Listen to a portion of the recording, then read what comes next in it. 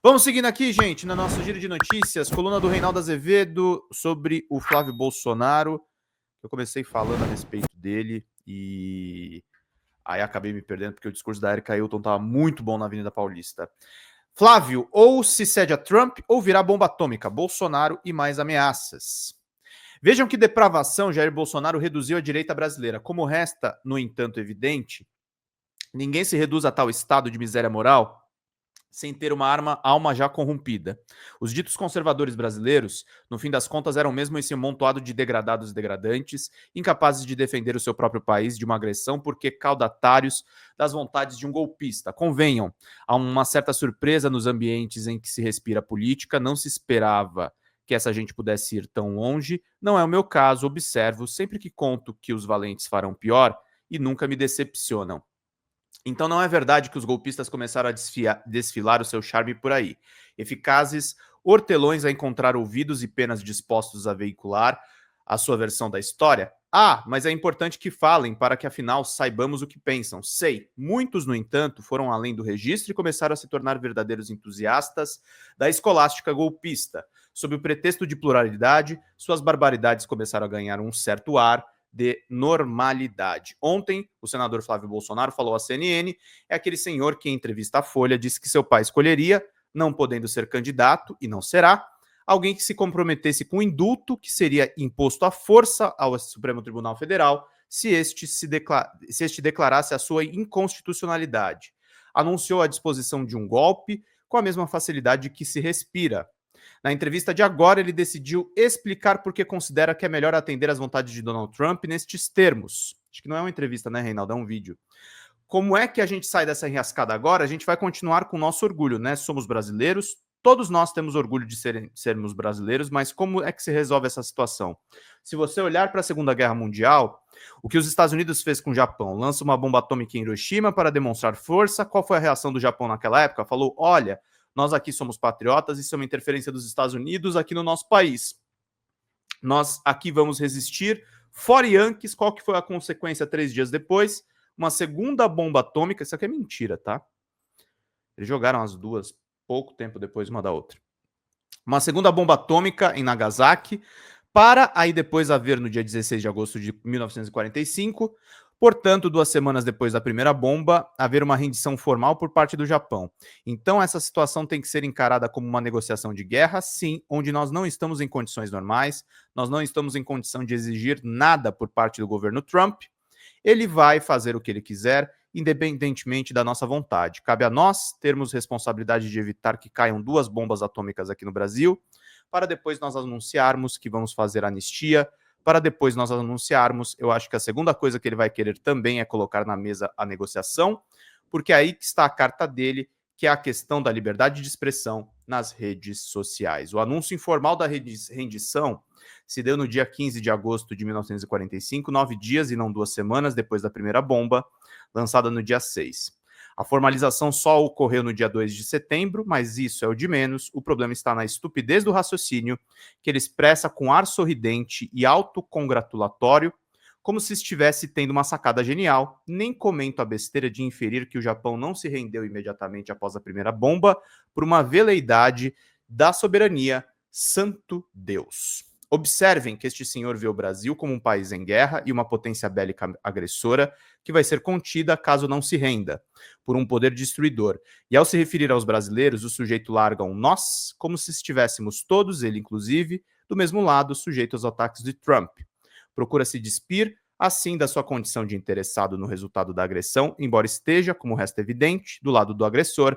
Flávio diz que o que entende por soberania. Bolsonaro, Flávio demonstra ser o pai escarrado. Este se manifestou ontem à noite, depois de se esconder na Bíblia. Reproduz em vermelho o que ele falou, comenta em preto. Recebi com senso de responsabilidade a notícia da carta enviada pelo presidente Donald Trump ao governo brasileiro, comunicando e justificando o aumento tarifário de produtos brasileiros. Deixo claro o meu respeito e admiração pelo governo dos Estados Unidos. Se preciso, releiam. Trump, nas suas palavras, comunicou e justificou o tarifaço. O mito fez o quê? Alô agro, alô indústria, alô setor financeiro. O grande líder é um serviçal de quem agride o país.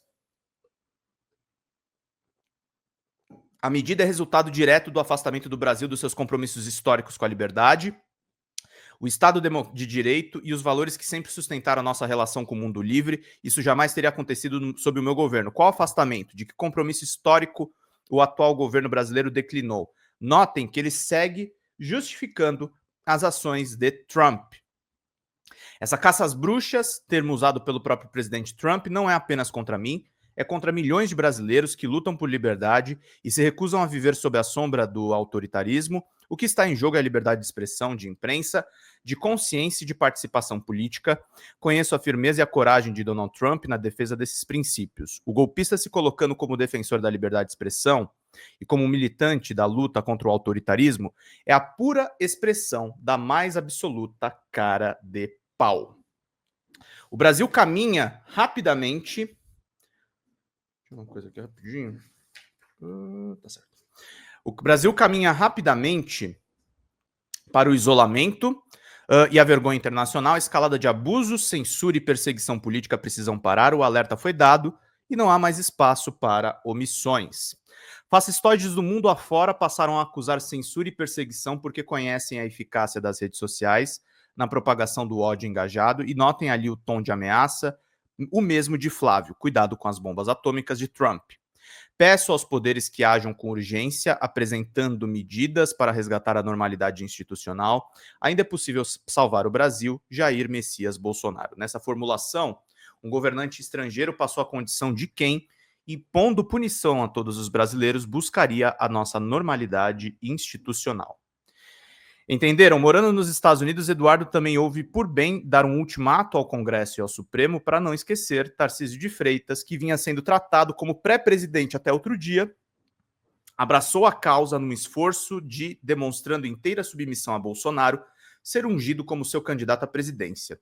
O governador de São Paulo, que será o estado mais prejudicado se as tarifas entrarem mesmo em vigor, ainda encontrou tempo para defender o indulto a Bolsonaro e para sugerir que tem uma fórmula mágica para fazer com que a promoção da impunidade seja aceita pelo Supremo sem traumas. Vê, assim, o país reduzido a uma colônia dos Estados Unidos como caminho de uma conciliação. Eis os patriotas que prometeram levar o país a um novo estágio de desenvolvimento.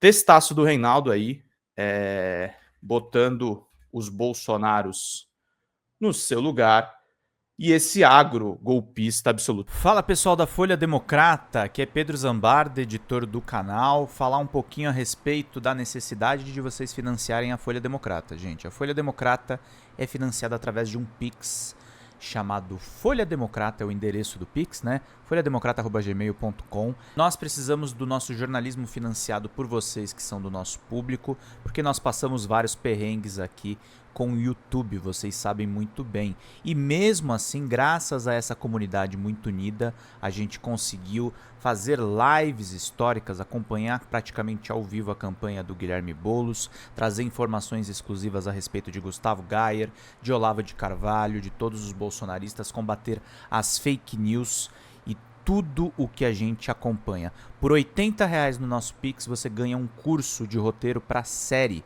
o que é muito importante se você é artista, roteirista, se você lida com essas práticas da economia criativa. Outra forma de você colaborar também é se tornando membro aqui do nosso canal. Isso é muito importante para você fazer as suas atividades por aqui, porque você tem acesso a vídeos exclusivos e nós temos um curso de jornalismo básico para você poder acompanhar a partir de R$5, que é ministrado por mim. A gente tem aí quase uma dezena de aulas e muito conteúdo para você poder acompanhar. Meus caros, minhas caras, financiem o jornalismo independente, financiem o jornalismo que se posiciona à esquerda, financiem o jornalismo na internet, que traz informações confiáveis, checadas, que cruza informações e que trata você, que é o nosso público, de uma maneira muito séria. Vida longa e próspera, gente. Cuidem dos seus. Até mais. Tchau, tchau.